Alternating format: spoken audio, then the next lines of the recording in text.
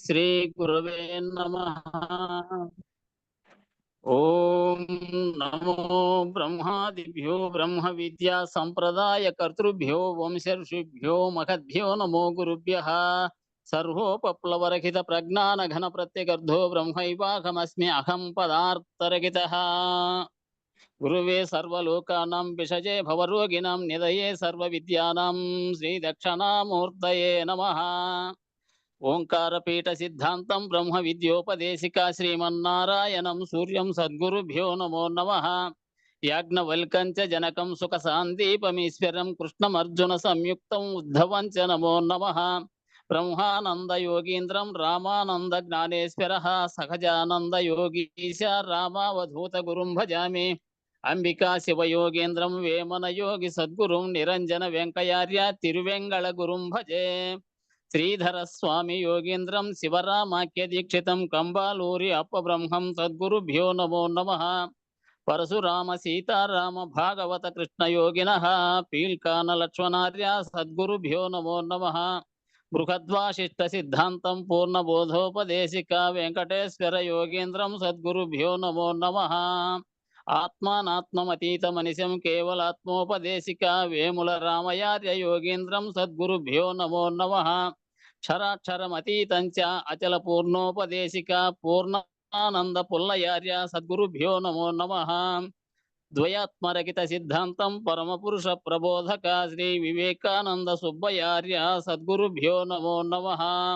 అస్మద్గురు సమారంభం కృష్ణ సాందీప మధ్యమం ఓంకారపీఠ పర్యంతం వందే గురు పరంపరం. జై సద్గురు ప్రభు మహారాజుకు జై, గురు పరంపరముకు జై.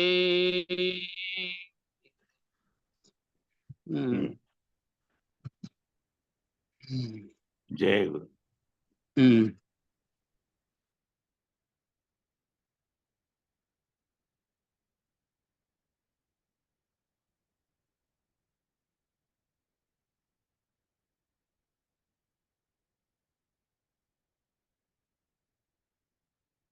అనేక మంది జీవులు ఎవరికి వారు పునర్జన్మలు పొందుతూ ఉన్నప్పుడు ఏ జీవుడు ఏ కర్మవాసనతో పునర్జన్మ పొందుతున్నాడో ఆ లెక్కన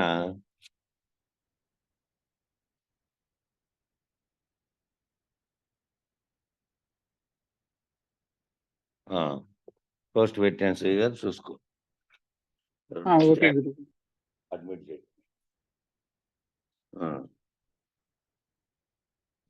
అనేక మంది జీవులు ఎవరికి వారు పునర్జన్మలు పొందుతూ ఉన్నప్పుడు ఏ జీవుడు ఏ కర్మ వాసనతోటి పునర్జన్మ పొందుతున్నాడో ఆ లెక్కన ఆ జీవుడి పరంగా వ్రాయాల్సి వస్తుంది.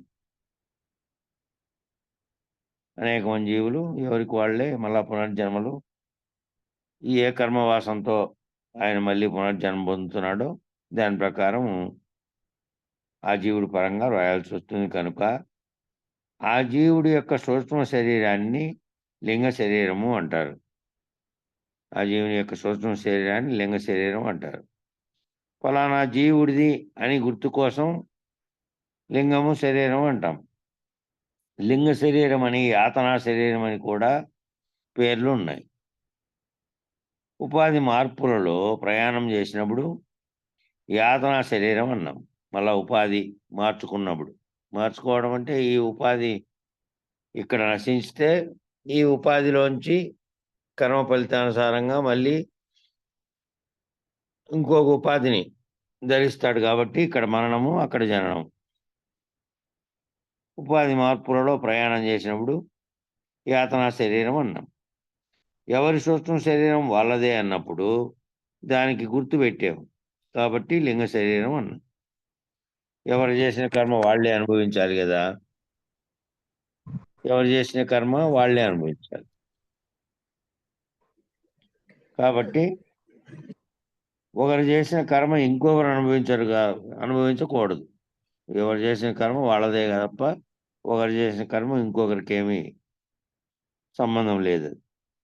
ఎవరో చేసిన పుణ్యపాప ఫలం మనం అనుభవించడం కుదరదు కదా. ఎవరో పుణ్యపాప ఫలం చేశారు కాబట్టి మనం అనుభవిస్తాము. అనేది కుదిరే పని కాదు. ఎవరెవరిది వాళ్ళదే. వాళ్ళ తండ్రి అన్ని పుణ్య కార్యాలు చేశాడు కాబట్టి వాళ్ళ కొడుకు బాగా దాన్ని బట్టి జన్మ, దాన్ని బట్టి ఫలితాలు ఉంటాయనుకోడు. ఎవరెవరిది వేరు వేరే. ఎవరి పుణ్య ఫలితంగా వాళ్ళే సుఖపడాలి. ఎవరు చేసిన పాప ఫలితంగా వాళ్ళే దుఃఖపడాలి. ఆ దుఃఖం గాని, సుఖపడేది గాని, ఆనందం గాని ఎవరెవరి కర్మలను బట్టి వాళ్ళే చేయాల్సింది తప్ప ఒకరు ఇంకొకరిది అనుభవించేది లేదు. అట్లా ఎవరికి వారికే గుర్తు ఒకటి ఉంది కాబట్టి, ఎవరికి వారికే వాళ్ళ గుర్తు వారికి ఉంది కాబట్టి, వారి వారి సూక్ష్మ శరీరాలను లింగ శరీరాలనే కూడా అంటాం. వాళ్ళ వాళ్ళ సూక్ష్మ శరీరాలన్నిటిని కూడా లింగ శరీరాలు అని అంటున్నాం. ఆత్మ అంటూ వచ్చేసరికి అనేక ఆత్మలు లేవు. ఆత్మస్థితికి వచ్చేసరికి అనేకమైనటువంటి ఆత్మలు లేవు. అనేక కుండలలో ఘటాకాశం ఉన్నట్లుగా అందరిలో అపరిచ్ఛిన్నంగా ఉంది. ఈ కుండలన్నీ వేరువేరుగా పెట్టినందువల్ల వేరువేరుగా ఉన్న దానిలో ఆ ఖాళీ ప్రదేశం అంతా ఆకాశమే కాబట్టి ఆ ఖాళీ ప్రదేశంగా కనపడుతున్నదంతా ఘటాకాశము. అంటే కుండలో ఉన్నటువంటి ఆకాశం అని భావించినా కూడా నిజానికి అంతా కూడా ఒక్కటే ఉన్నది గాని అది వేరువేరుగా కనపడుతుంది. ఆ కుండ నిజానికి పగిలిపోతే దానికి దీనికి వేరు లేదు. ఆ కుండ ఉన్నంత సేపే కుండలో ఉంది ఖాళీ ప్రదేశం కాబట్టి ఘటాకాశం అని పిలుస్తున్నాం. అది వేరుగా ఏమీ లేదు. అన్నీ పైన మహాకాశము, ఘటాకాశం ఒక్కటిగానే ఉంది. అయితే అసంగంగా, అవిభాజ్యంగా, అపరిచ్ఛిన్నంగా ఉంది. ఆత్మ అంటూ వచ్చేసరికి అనేక ఆత్మలు లేవు. అనేక కుండలలో ఘటాకాశం ఉన్నట్టుగా అందరిలో అపరిచ్ఛిన్నంగా అందరిలోనూ ఉంది గాని నిజానికి చెప్పాలంటే ఒక్కటిగా ఉన్నదే ఉంది. ఆత్మ చైతన్యం అనేది. వేరు వేరు కుండల్లో కనిపిస్తున్నప్పటికీ ఉన్నది ఒక్కటే. అంతటా ఉన్నది ఒకటే. అసంగంగాను, అవిభాజ్యంగాను, అపరిచ్ఛిన్నంగా ఉంది. ఆ ఉన్నది ఎట్లుందంటే సంగత్వం లేకుండా అవిభాజ్యంగాను, అంటే విభజించడానికి వీలు లేకుండాను, అపరిచ్ఛిన్నంగా, పరిచ్ఛిన్నంగా ఎవరికి వారిదిగా కాకుండా అంతటా ఒకటే ఉన్నది. మరి పరిచ్ఛిన్నంగా ఉన్న జీవాత్మలలో ఉన్నటువంటి సూక్ష్మ శరీరాలన్నీ కూడా మరి పరిచ్ఛిన్నంగా అంటే విభజించబడి ఎక్కడికక్కడ జీవుల్లో జీవాత్మ అని పిలువబడుతున్నటువంటి సూక్ష్మ శరీరాలన్నీ కూడా సూక్ష్మ శరీరాలుగా ఉన్నవన్నీ కూడా ఆ జీవుడు ముక్తుడైనప్పుడు ఆ లింగ శరీరం భంగం అవుతుంది. జీవుడు ఎప్పుడైతే ముక్తుడైతాడో ఆ లింగ శరీరం అనేది భంగం అవుతుంది. జీవుడు ముక్తుడు కావడం అంటే ఇక్కడ శరీరం చనిపోవడము, శరీరం తనువు చాలించడం అన్నప్పుడు ఓన్లీ భౌతికంగా ఉన్నటువంటి శరీరమే ఇక్కడ మరణాన్ని పొందుతోంది. లింగ శరీరం అనే సూక్ష్మ శరీరం ఉంది అట్లాగే. లింగ శరీరం అనేది భంగమై ఉంటే ఇంక వాడు ముక్తుడవుతాడు. మళ్ళీ పోయి కర్మానుసారంగా ఇంకో ఉపాధిని వెతుక్కునేదానికి పోడు లింగ శరీరం భంగమైన వాడు.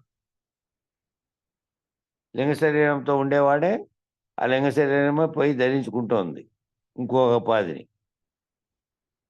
అంటే సూక్ష్మ శరీరాలు. ఆ సూక్ష్మ శరీరాలన్నీ కూడా ఆ జీవుడు ముక్తుడైనప్పుడు లింగ శరీరం భంగమవుతుంది.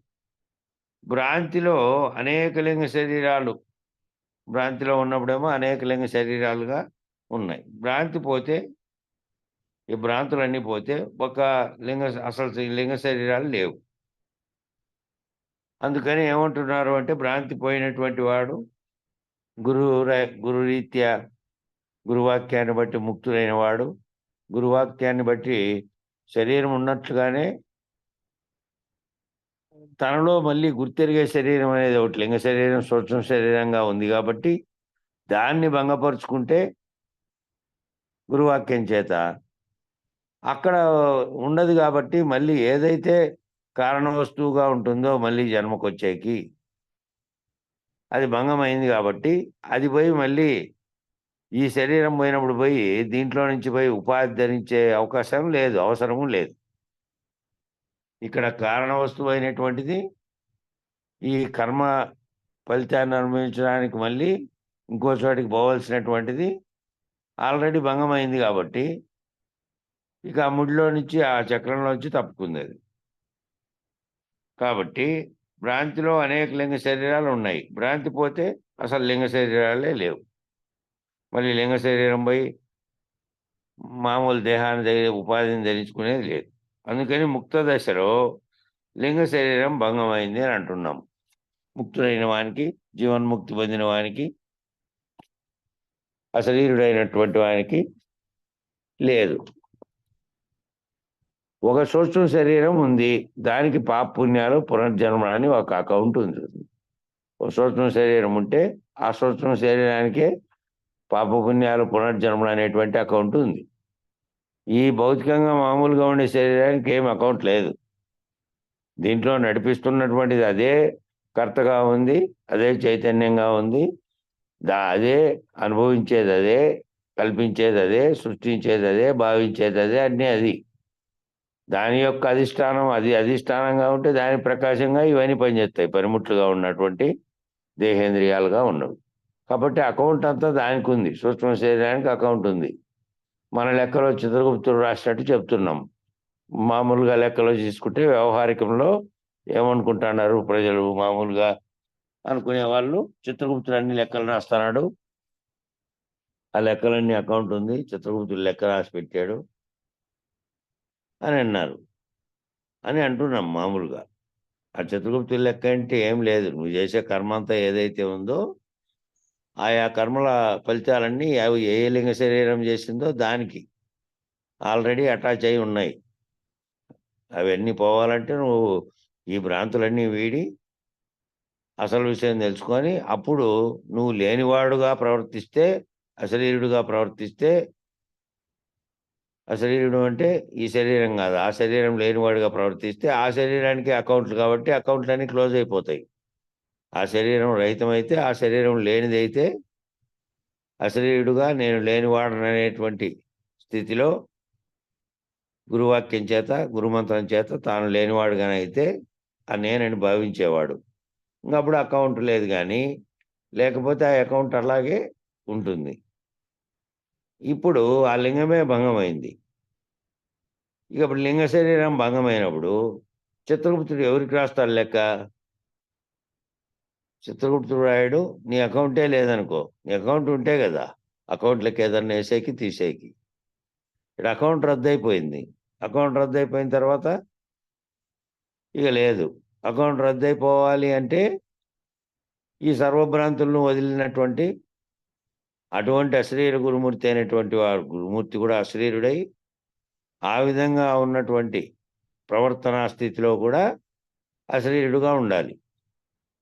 గురువు కూడా గురువు ప్రవర్తనా స్థితిలో అశరీరుడుగా ఉండి నిన్ను భ్రాంతిరహితుణ్ణి చేసి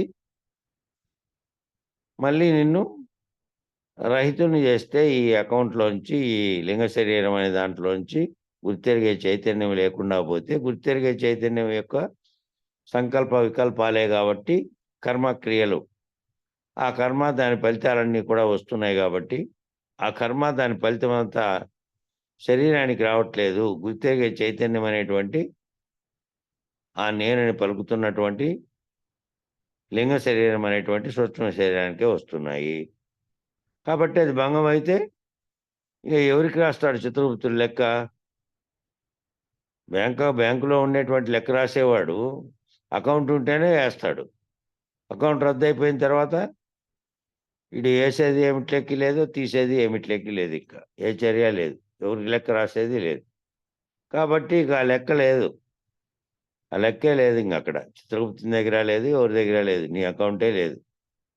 అంటే వాడే ముక్తుడు, అట్లయినటువంటి వాడే ముక్తుడు.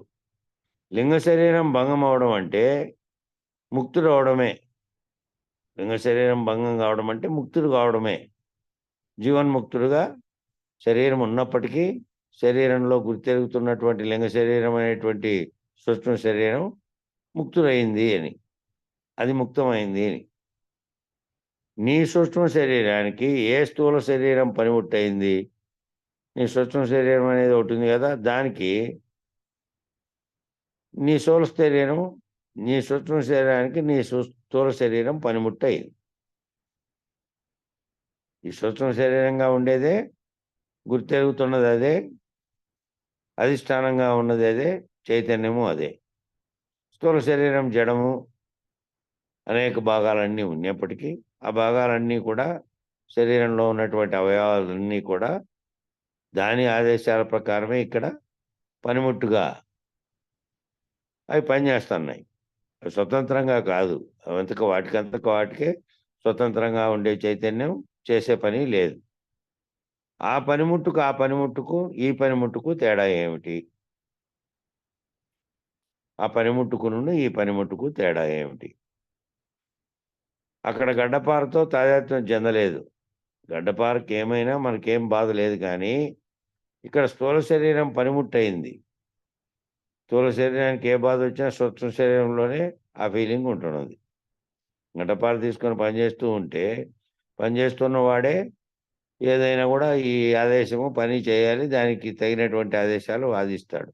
దానికేమన్నా వస్తువుకయింది అంటే, ఆ వస్తువుకయ్యే బాధ ఏంది లేదు. దాంతో ఏం తాదాత్మ్యం చెందలే. దానితో చేస్తున్న పనిలో తాదాత్మ్యత ఉంది. నువ్వు చేస్తున్నటువంటి వాడు ఏం పని చేస్తున్నది గుర్తుంది. దానికి తగిన ఆదేశాలు నీ సూక్ష్మ శరీరమే ఇచ్చింది. కాబట్టి ఇక్కడ స్థూల శరీరమే పనిముట్టిక్కడ. ఈ పనిముట్టుగా పనిచేస్తున్నది స్థూల శరీరం. దానికి ఏ బాధ వచ్చినా ఆ ఫీలింగ్ సూక్ష్మ శరీరంలోనే ఉంటున్నది. దానికి బాధ వచ్చింది. ఫీలింగ్ అంతా ఎక్కడుంది అంటే, దెబ్బ తగిలి కాలు బాధపడుతున్నప్పటికీ, దానికి గాయంగా ఉండి, ఆ గాయం తగిలిన చోట చుట్టుపక్కలంతా నొప్పిగా ఉన్నప్పటికీ, ఆ నొప్పి అనే ఫీలింగ్ దేనికి తగులుతోంది? దేనికి కలుగుతోంది అంటే, సూక్ష్మ శరీరానికే కలుగుతోంది. సూక్ష్మ శరీరము గాఢ నిద్రావస్థలో ఉందనుకో, గాయం అట్లే ఉన్నప్పటికీ, దానికి నొప్పి ఉన్నప్పటికీ, దాన్ని అనుభవించేటువంటి సూక్ష్మ శరీరం గాఢ నిద్రావస్థలో ఉంది కాబట్టి, మళ్ళీ మేలుకుంటే అది నొప్పిస్తున్నది తెలుస్తది.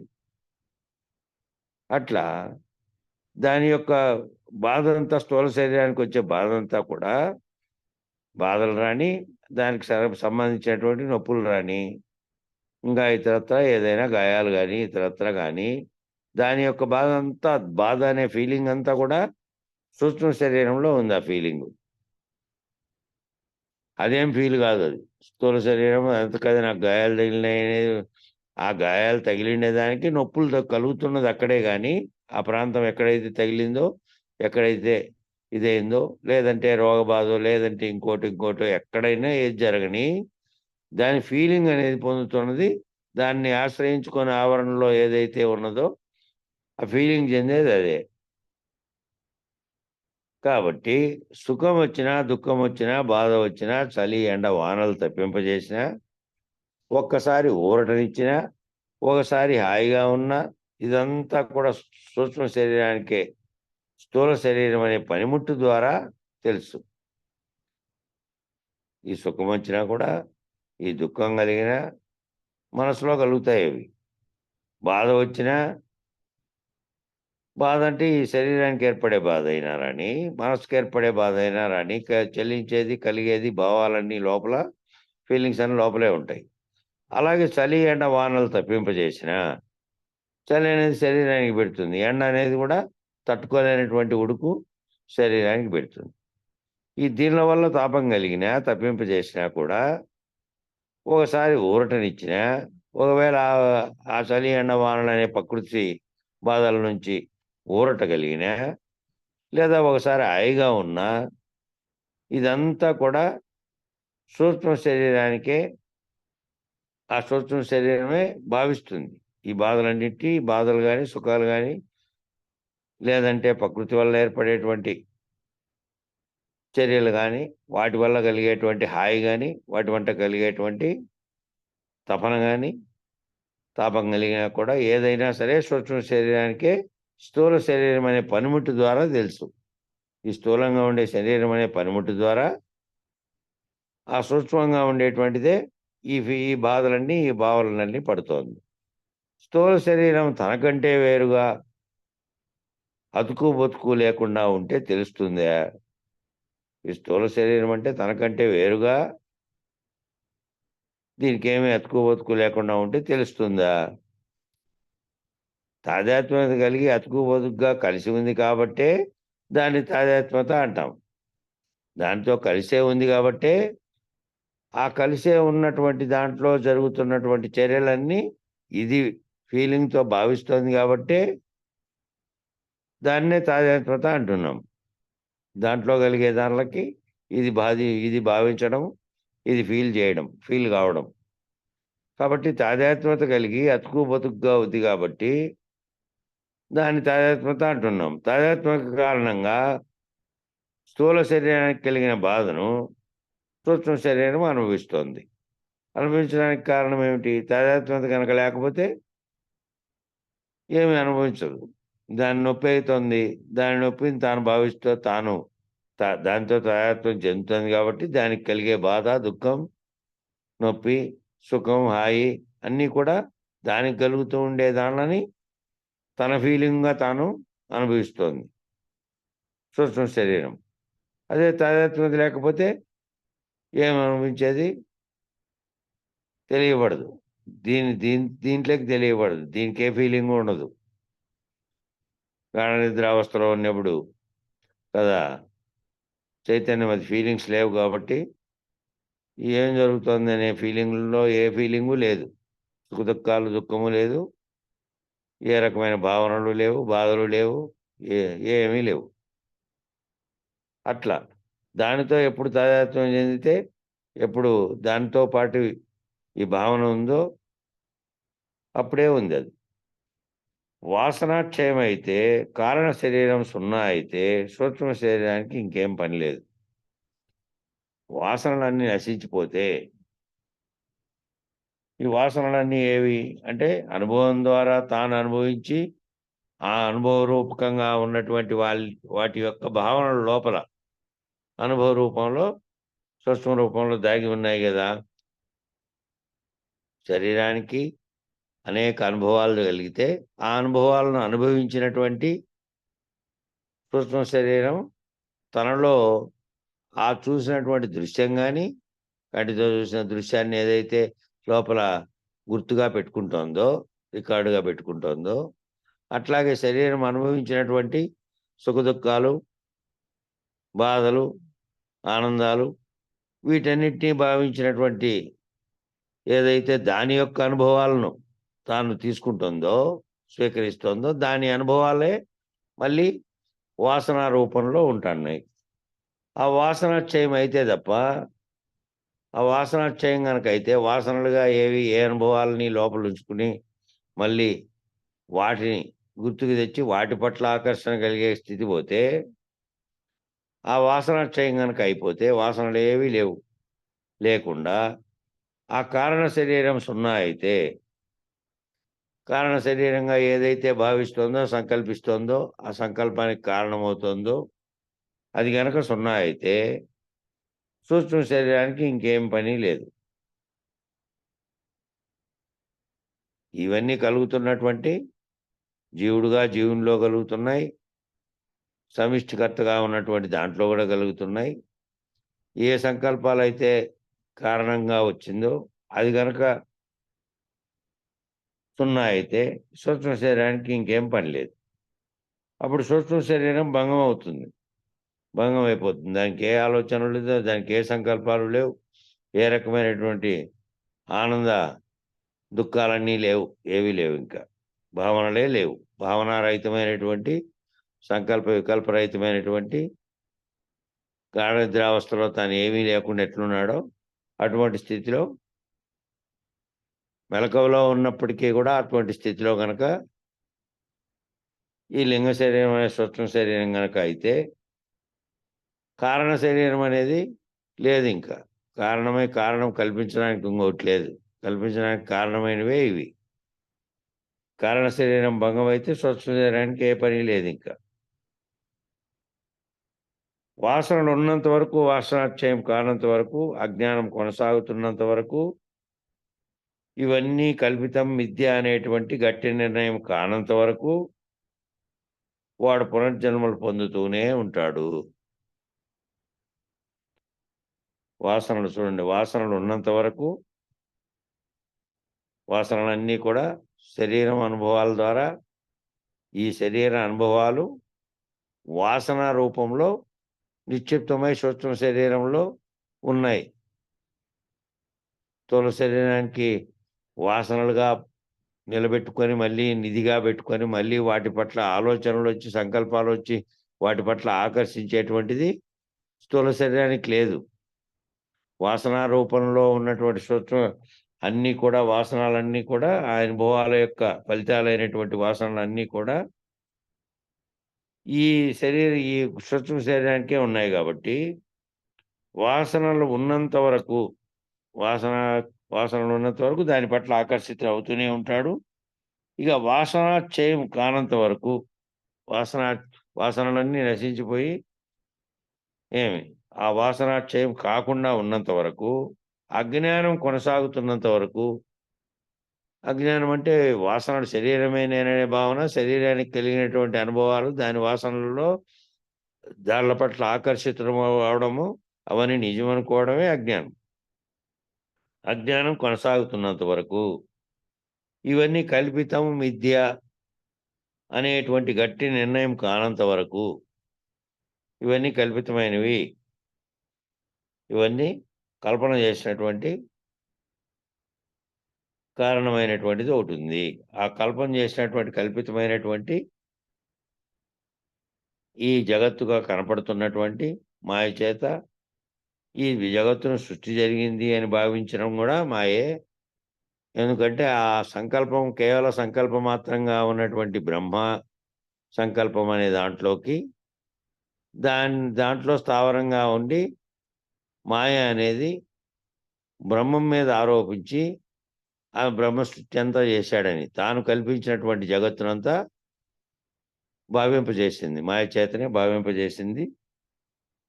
ఇది కల్పితము, మిథ్య అనేటువంటి గట్టి నిర్ణయం కానంత వరకు ఈ జీవునికి ఇదంతా కల్పించబడిండేదేను అని గురువాక్యం ద్వారా తెలుసుకోవడమే గాక, అట్టి గట్టి నిర్ణయంతో ఉండాలి. గట్టి నిర్ణయంతో ఉండకపోతే ఈ వాసనాపూర్వకమైనటువంటి ఇన్నాళ్లుగా అనుభవాలుగా వచ్చినటువంటివన్నీ నీలోనే మెదులుతూ ఉంటాయి గాబట్టి, అవి ఏదో ఒకవైపుకు లాగుతాయి గాబట్టి, ఏదో ఒక ఆలోచన, ఆకర్షణ కలుగుతుంది గాబట్టి, కంప్లీట్‌గా వాసనాక్షయం అవ్వడమే గాకుండా, ఈ కలుగుతున్నటువంటి, కనపడుతున్నటువంటి ఈ జగత్తులో నీవు వ్యవహరిస్తున్నటువంటి సర్వము కూడా మిథ్య అనేటువంటి గట్టి నిర్ణయము కానంత వరకు, అట్ల గట్టి నిర్ణయం కానంత వరకు ఇదంతా మిథ్య.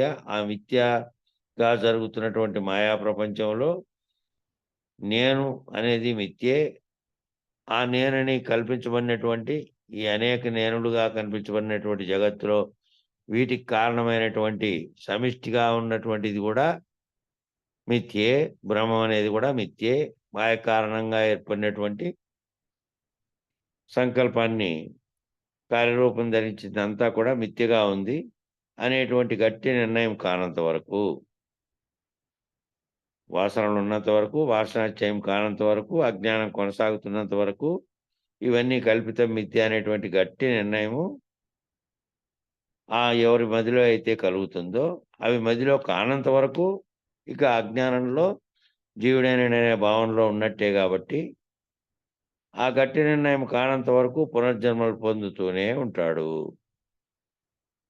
పునర్జన్మలనేటివి పొందుతూనే ఉంటాడింక. ఎందుకంటే ఈ గట్టి నిర్ణయం ఇదయ్యే వరకు, ఇదయ్యి వ్యవహార జీవితంలో కూడా ఏం జరుగుతున్నప్పటికీ తనకు దుఃఖంగా, సుఖంగా, ఆనందంగా, బాధగా జరిగే వాటన్నిటిని కూడా సహజమైనటువంటి ఆ చర్యలు ఏదైతే మిథ్యా ప్రపంచంలో జరుగుతోందో అట్లా జరుగుతున్నాయి అంతేను. ఇదంతా లేనిదే. కలలో తోచినటువంటి కలలో అనేకమైనటువంటి కలలో యుద్ధాలు జరిగాయి, గాయాలు జరిగినాయి. మేల్కొని చూస్తే ఆ మేలుకు యుద్ధాలు జరిగినటువంటి గాయాలన్నీ ఉన్నాయా? లేదంటే అప్పుడు అనుభవించినటువంటి బాధ ఉందా? లేదు. ఎందుకంటే అవి వాసనాపూర్వకంగా మారలే. జాగ్రత్తావస్థలోటివన్నీ జరిగినటువంటి వ్యవహారము, జాగ్రత్తావస్థలో చేస్తున్న పనుల యొక్క అనుభవాల యొక్క వాసన తగులుతుంది కాబట్టి వాసనగా ఉంది. ఆ వాసన క్షయం కాకపోతే అవన్నీ వాసనలుగా మళ్ళీ దాని పట్ల ఆకర్షింపబడేటువంటి విధంగా ఉందది.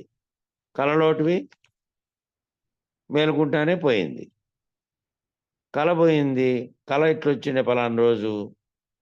నేను రాజయినట్టు, నేను మంత్రి అయినట్టు, దానివల్ల నేను తీసుకున్న నిర్ణయాలో, లేకపోతే నేను ఆదేశించిన ఆదేశాలో అవి అమలు జరిగినవో, ఏవేవో ఊహించుకున్నాడనుకో. కానీ ఏ ఒక్కటి అనుభవపూర్వకంగా రాలేదవి. అనుభవాల్లోకి రాలేదసలు. అనుభవాల్లోకి రాలేదు కాబట్టి వాసనలు కూడా లేవు దానికి. కలలో వచ్చిన దానికి. కాబట్టి ఇవన్నీ ఏవైతే ఈ కలిగినటువంటివన్నీ జాగ్రత్తావస్థలో వాసనారూపకంగా అనుభవాలుగా ఉండి నాకు ఈ ప్రపంచంలో ఇవున్నాయి అని భావించినంత కాలము, అజ్ఞానం ఉన్నంత కాలము, ఇవి కల్పిత మిథ్య అనేటువంటి గట్టి నిర్ణయం కానంత కాలము, గురువాక్యం చేత తాను రహితుడైపోయినటువంటి స్థితిలో ఉన్నంత వరకు పునర్జన్మలు పొందుతూనే ఉంటాడు.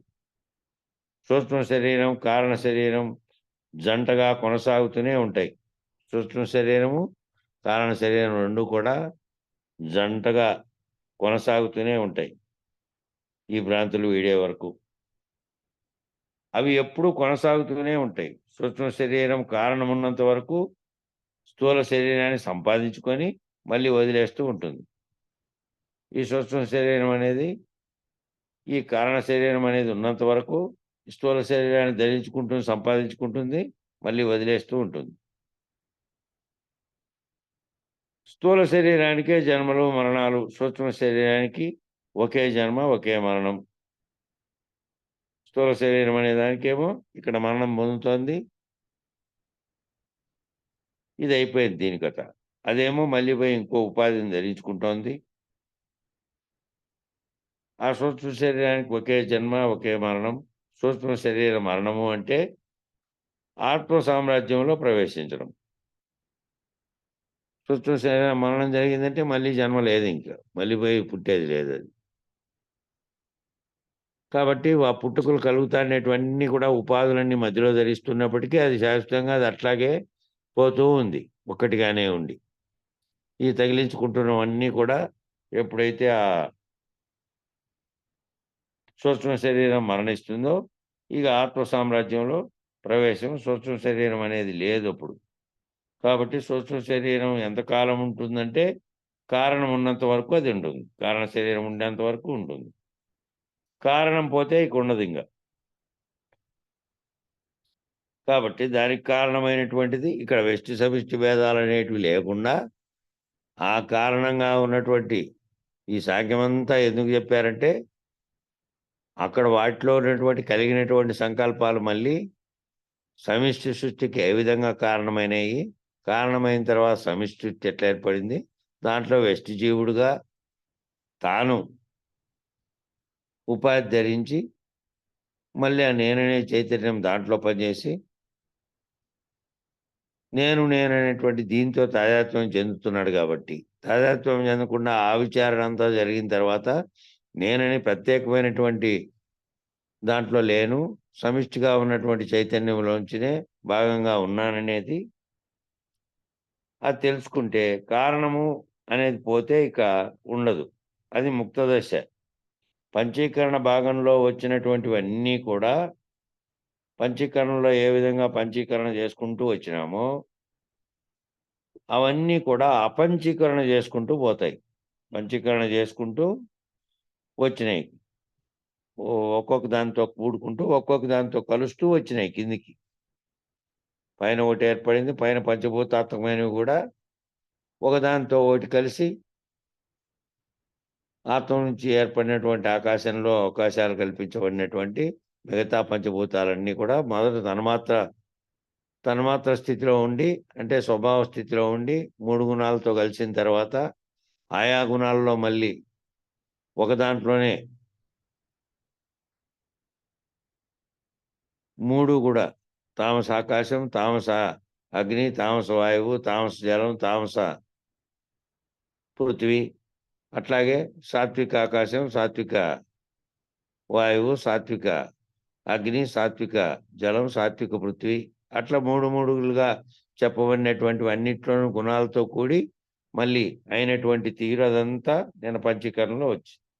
పంచీకరణ సమిష్టిలోనూ జరిగింది, మళ్ళా వేష్టిలోనూ జరిగింది. ఈ పంచీకరణ చేసుకుంటూ వచ్చినవన్నీ కూడా మళ్ళీ అపంచీకరణ చేసుకుంటూ పోతాయి.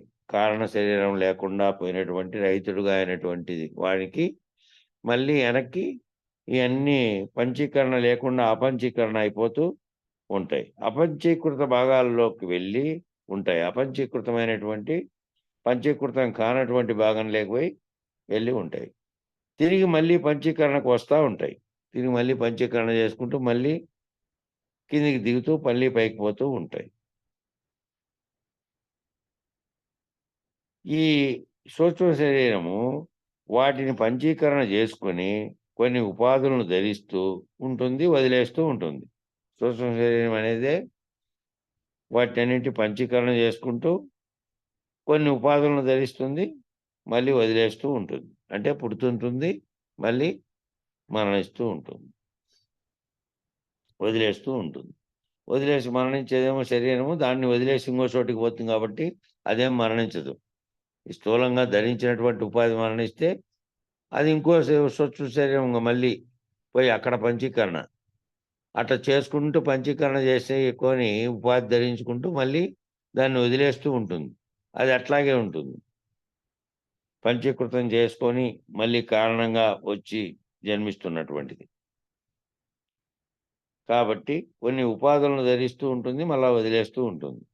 ప్రతి జీవుడు ఎవరి శరీరం సృష్టికి వారే కారణం. ప్రతి జీవుడు కూడా ఎవరి శరీరాన్ని సృష్టించుకోవడానికి వారే కారణం. వారి యొక్క సంకల్పమే సృష్టికి మూలమవుతోంది. అదే విత్తనంగా ఉంటుంది. ఆ విత్తనమే మళ్ళీ మొలకెత్తడానికి సరిపోయేటటువంటి సంకల్పంలోనే ఉన్నాయి కాబట్టి వాసనలన్నీ అవే ఉన్నాయి. కర్మ ఫలితాలన్నీ కూడా అక్కడే ఉన్నాయి కాబట్టి అది భావించేటువంటి కర్మ యొక్క ఆ సంకల్పం యొక్క అదే కారణం కాబట్టి ఎవరి సృష్టికి ఎవరి మళ్ళీ జన్మ కలగడానికి వాడే కర్త వాడే కాబట్టి ఇక్కడ ఎవరి శరీర సృష్టికి వారి యొక్క సూక్ష్మ శరీరమే కారణం. ఈ స్థూల శరీరాన్ని సృష్టించుకోవడానికి వారి సూక్ష్మ శరీరం అనేదే కారణంగా ఉంది. కాబట్టి ఎవరి శరీర సృష్టికి ప్రతి జీవుడు కూడా ఎవరి శరీర సృష్టికి వారే కారణం. కాబట్టి ఆ కారణమైనటువంటిది కారణంగా ఉండేది పోతే అలాగే వెష్టి జీవులందరూ అంటే వెష్టిగా వ్యక్తిగతంగా ఎవరెవరు జీవులుగా భావిస్తున్నటువంటి వారి ఉపాధులను పొందడానికి ఎవరెవరు వారి యొక్క ఉపాధులు పొందడానికి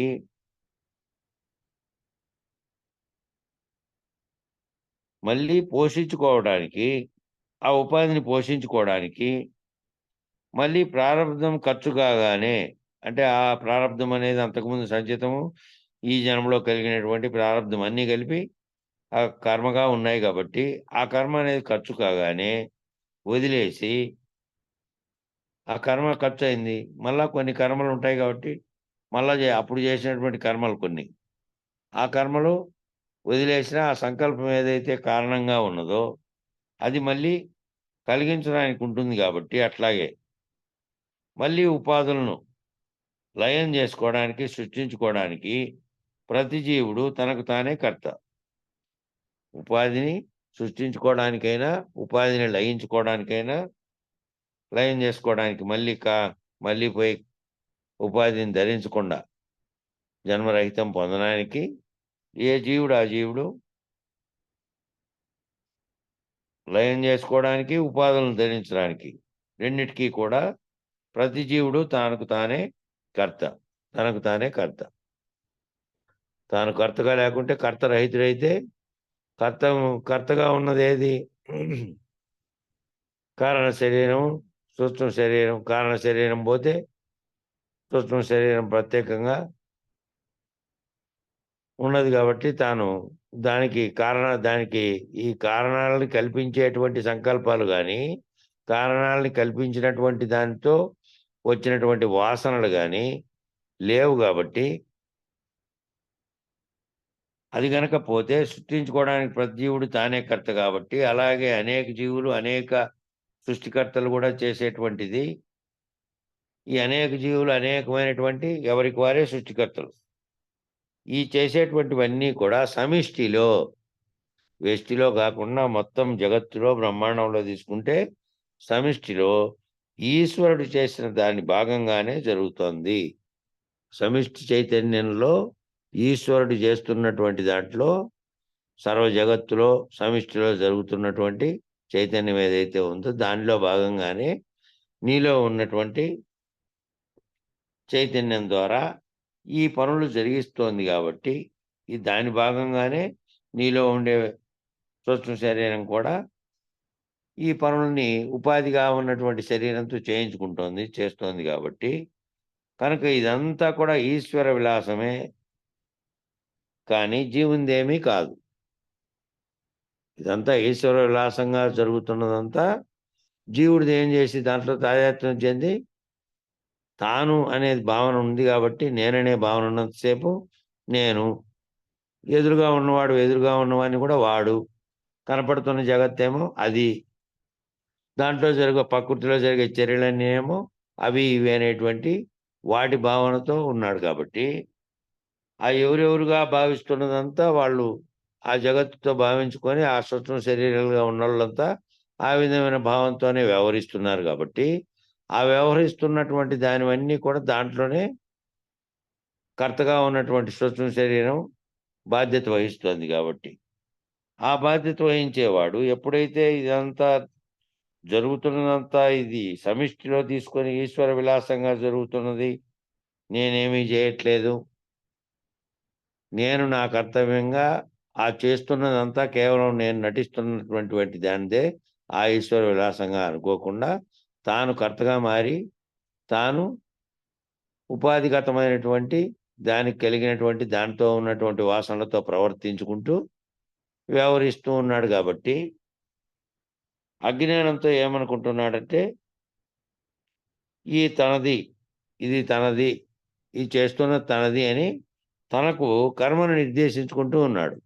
తాను చేస్తున్నది, తాను పనులన్నిటిని చేసినవన్నిటికీ దాని యొక్క ఫలితాలని కర్మను నిర్దేశించుకొని, ఆ కర్మతో వచ్చే ఫలితాలతో జీవుడు ఆ చక్రంలో పడిపోయాడు. ఆ చక్రం ఏదైతే ఉందంటే జన్మ కలిగించడం, దానితో మళ్ళీ జన్మ కలిగిన స్థూల శరీరంతో పనిచేయడం, ఆ పని చేస్తున్నటువంటి దాంట్లో తాదాత్మ్యం చెందడం, ఆ తాదాత్మ్యం చెందినటువంటి అనుభవాలని మళ్ళీ వాసనలుగా పెట్టుకోవడం, ఆ వాసనలుగా ఉన్నటువంటివి మళ్ళీ వాటి పట్ల పనులకి ఆకర్షించడం, ఆకర్షణ, వికర్షణ రెండిట్లోనూ జరిగేటువంటి క్రియలో జరిగే ఫలితం యొక్క కర్మ దానిదే కాబట్టి, అదే సంకల్పించుకొని, అదే సృష్టించుకొని, అదే కర్మ వాసనలను పొంది, అదే కర్మకు, జన్మకు కారణమవుతున్నటువంటి దాంట్లో చక్రంలో పడిపోతుంది.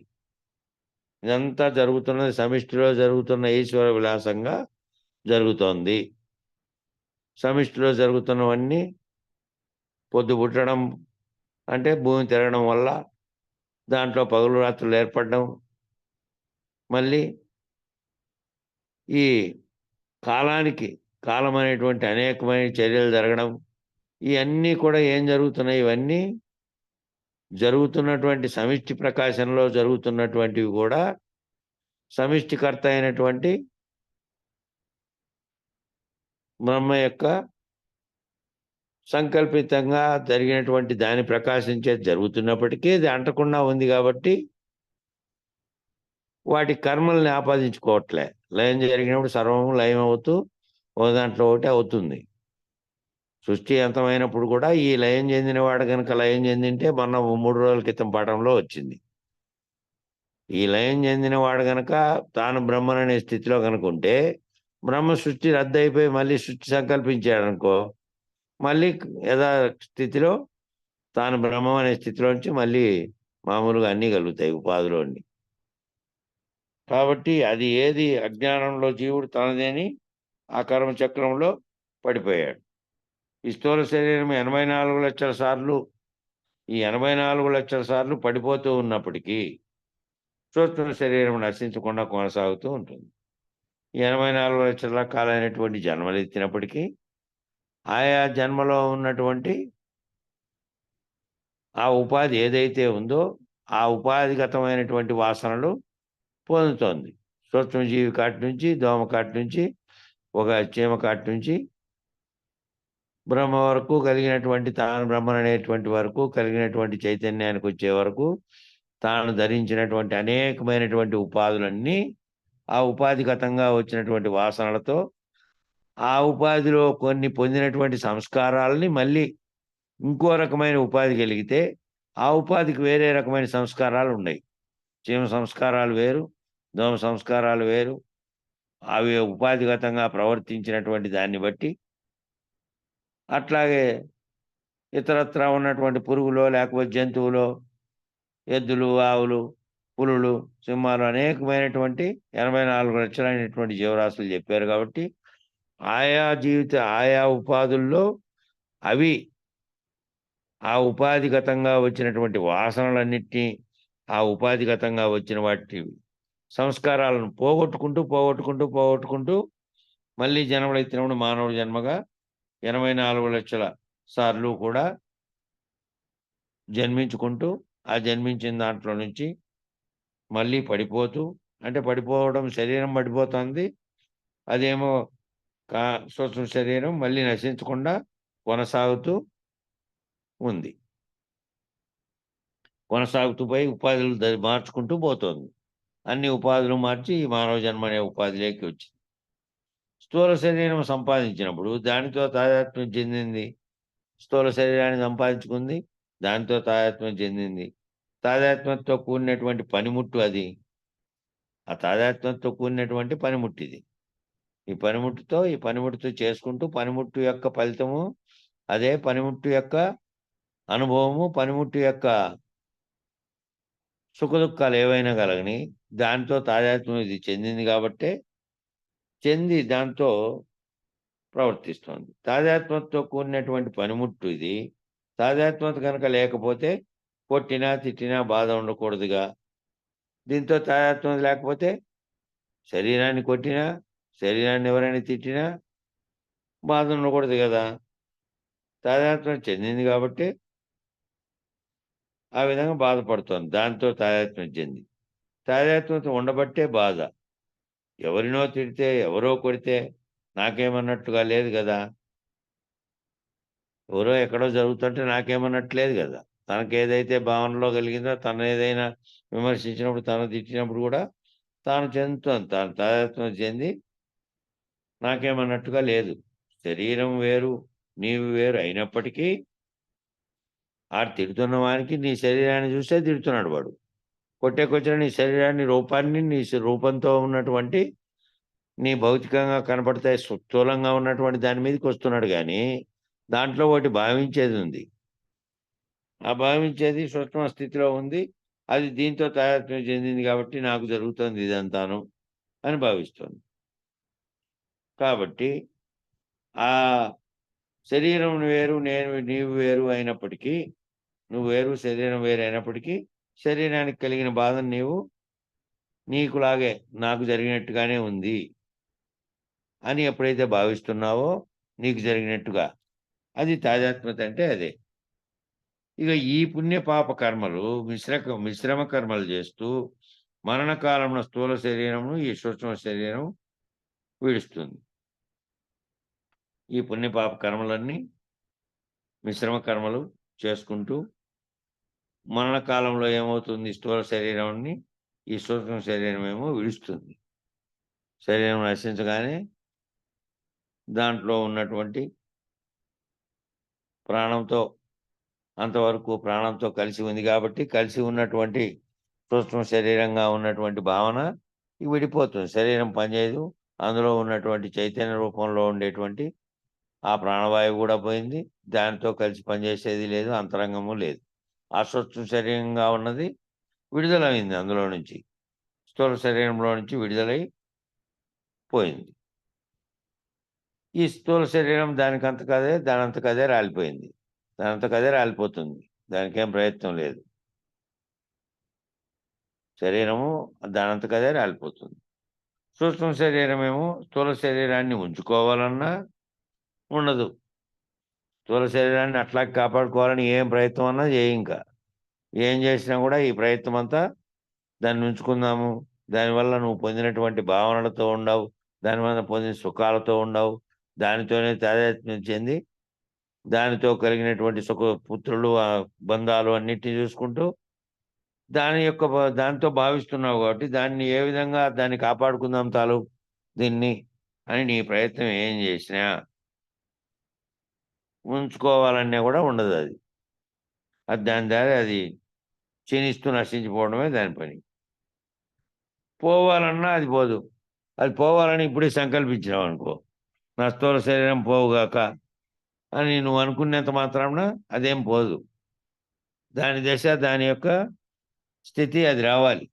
కలిగితే ఆ కలిగినటువంటి దాన్ని బట్టి దానికి ఏ స్థానంలో ఎప్పుడు రావాలో ఆ క్షణంలో అది వచ్చేస్తుంది.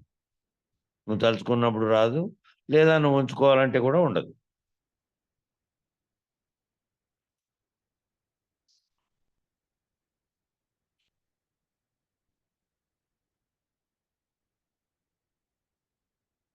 హరిహరాదులు వచ్చి నిలిచిన ఆగది తనువు అని ఓ పద్యపాదంలోది పాదం చెప్పారు ఇక్కడ.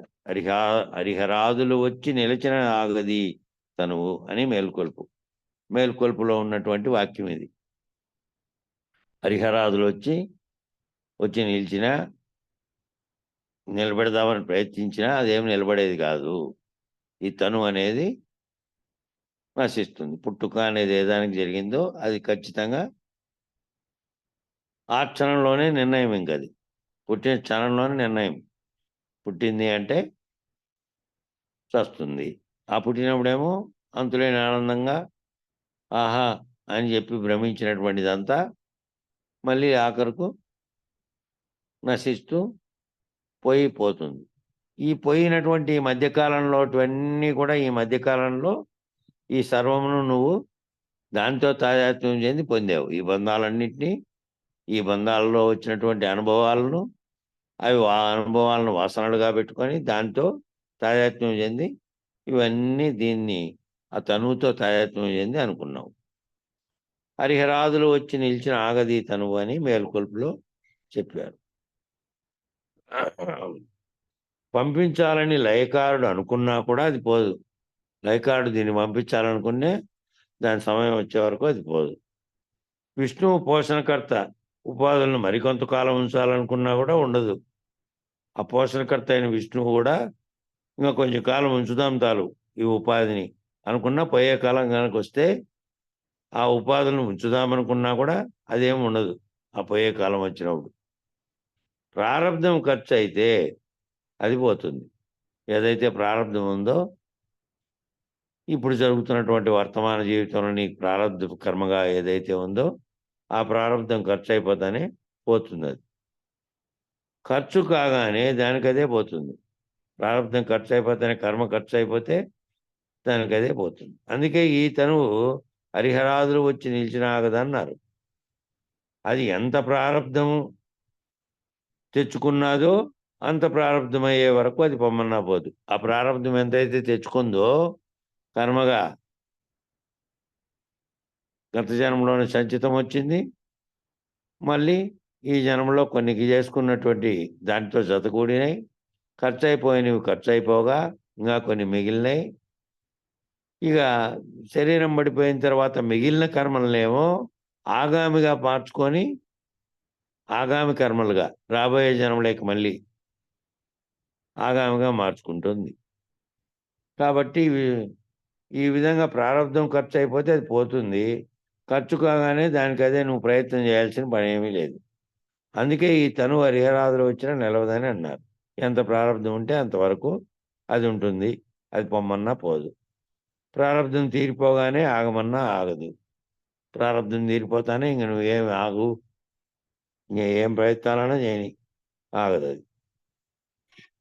ఆ రకంగా మరణకాలంలో ఆ రకంగా సూక్ష్మ శరీరము స్థూల శరీరమును వదిలి, ఆ స్థూల శరీరాన్ని వదిలి సూక్ష్మ శరీరము యాతనా శరీరంగా మారి యాతన పడుతుంది అప్పుడు.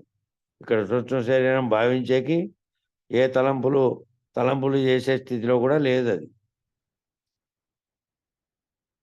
ఎందుకంటే గుర్తెరిగే చైతన్యం శరీరమేమో ఉంది గాని, శరీరం ఉన్నప్పటికీ తాత్కాలికంగా నిద్రలో ఏ విధంగా సస్పెన్షన్‌లో ఉందో, ఆ విధంగా ఏవో సూక్ష్మ శరీరపు కలలుగంటున్న స్థితిలో ఏ విధంగా ఉందో, ఆ కలలకు కూడా అది సూక్ష్మంగా భావిస్తోంది.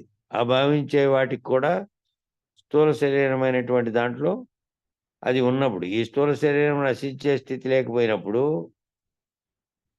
మరణకాలంలో ఈ సూక్ష్మ శరీరం స్థూల శరీరంను వదిలి యాతనా శరీరంగా మారి, అది యాతన పడుతూ ఉంటే, శరీరం యాతన పడుతూ ఉంది. ఈ యాతన పడుతున్నటువంటి శరీరంగా మారి స్వర్గ నరకాది లోకాలకు, ఈ స్వర్గం నరకం ప్రత్యేకమైనటువంటిది ఏమీ లేదు గాని, ఈడ ఉన్నటువంటి ఇటు దాటిపోకుండాను, ఇటు శరీరాన్ని నిలబెట్టుకునే స్థితిలో లేకుండా ఈ స్వర్గ నరకాది లోకాలకి ఎక్కడో తిరుగుతూ ఉంటుంది అంటే, మళ్ళీ అది పోయి ఉపాధి ధరించి, ఈ ఉపాధి నశిస్తేనే అది పోయి ధరిస్తుంది. ఆ కాసేపే యాతనా శరీరంగా ఉండేది. మళ్ళా కర్మశేషం ఏదైతే ఉంటే, కర్మశేషాన్ని బట్టి మరలా భూలోకమందు పునర్జన్మలు ఎత్తుతూ ఉంటుంది.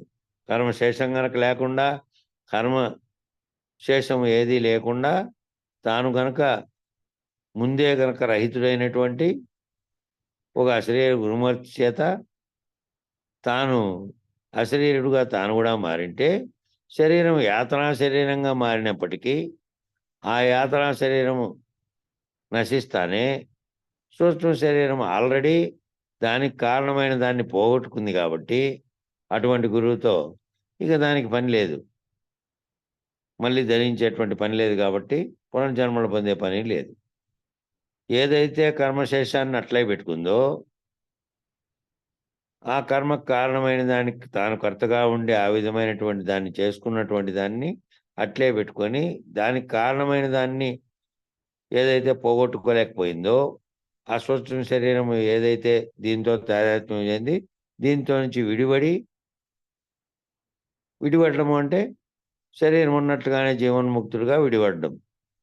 శరీరం ఏముంది, శరీరంతో తాదాత్మ్యం చెందకుండా విడిపోయి ఉంది అది. ఇదంతా భ్రాంతి చేత, కేవలం మాయ చేత సమిష్టిలో జరుగుతున్నటువంటి ఈశ్వర విలాసంగా జరుగుతుంటే, నేను అనే కర్తగా ఈ శరీరం నాదనే దాంతో, దీంతో ఏర్పడిన బంధాలన్నీ నావనే దాంతో తాదాత్మ్యం చెంది వాటి పట్ల ఉన్నా కాబట్టి ఈ కర్మలన్నిటి కలిగించుకున్నాను అనేది ఉంది కాబట్టి, ఆ కర్మశేషం ఉంటే మనము ఈ భూలోకంలోనే కర్మజన్మలు ఎత్తుతూ ఉంటూ ఉంది.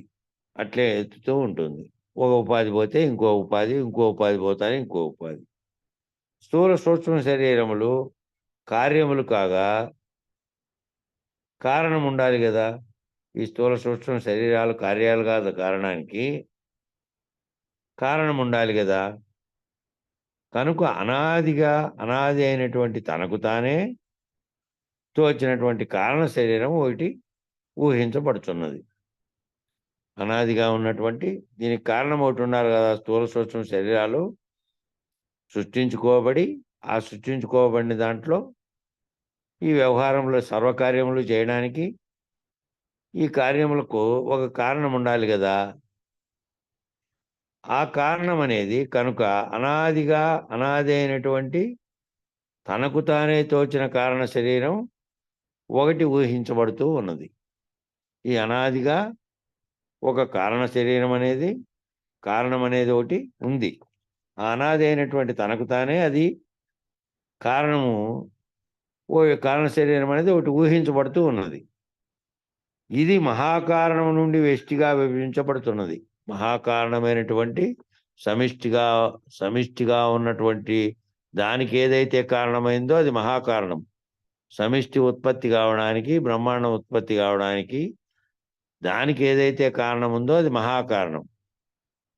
ఆ మహాకారణంలో నుంచే ఈ వెష్టి కారణం అనేది, కారణ శరీరం అనేది ఒకటి తనకు తానే తోచి తనకు తానే సంకల్పించుకొని ఉన్నటువంటి కారణ శరీరము ఒకటి ఊహించబడుతోంది. ఈ ఊహించబడుతున్న కారణ శరీరము ఎక్కడి నుంచి వచ్చింది అంటే మహాకారణ శరీరం నుండి వ్యష్టిగా విభజించబడి, మహాకారణ శరీరంగా ఉన్నదేమో సమిష్టి చైతన్యంగా ఉంది. దానికి అక్కడ మహాకారణము అనేది ఒకటి ఉంది. మహత్తు, మహదంకారము, అవ్యక్తం కాటి నుంచి అన్నీ చెప్పారు కదా. ఓదాని తర్వాత ఒకటి ఆ సంకల్పించిన దాంట్లో నుంచి మాయ ఏర్పరిచి సకల సృష్టిని చేసిందని. ఆ మహాకారణంలో నుంచి వెష్టి ఏమైందంటే వెష్టిగా ఉండే కారణం విడివడి దేనికి దానిగా దేనికి దానిగా విడివడింది ఏమైంది? వెష్టిగా విభజించబడి మళ్ళీ దానికి కారణంగా సృష్టించుకొని దాంట్లో కారణం ఉంది, దాంట్లో మహాకారణం ఉంది. ఈ కారణం ఉన్నటువంటిది కల్పించుకోబడినటువంటి ఆ జగత్తులోంచి విభజించబడి వేరువేరుగా అనుకుంటూ అట్లే వచ్చుతూ ఉన్నది. ఈ స్థూల సూక్ష్మ శరీరాలుగా వస్తూ ఉన్నది. ఇదేమో కారణంగా ఉంది, అది మహాకారణంగా ఉంది సమిష్టిది. కాబట్టి ఇక్కడి వరకు నిలుపుదాం. ఇక మిగిలింది ఈ మహాకారణ శరీరంలో ఏ విధంగా ఇది అయింది ఈ కింద దాంట్లో చెప్పారు. గురుదేవా. మళ్ళా మనం రేపు ఇది కాలం సరిపోతుంది కాబట్టి ముగిద్దాము. మంగళం చెప్పన్నా. మంగళం గురుదేవాయ మహనీయ గుణాత్మనే సర్వలోక శరణ్యాయ సాధు రూపాయ మంగళం. జై సద్గురు ప్రభు మహారాజుకు జై, గురు పరంపరముకు జై. జై గురు.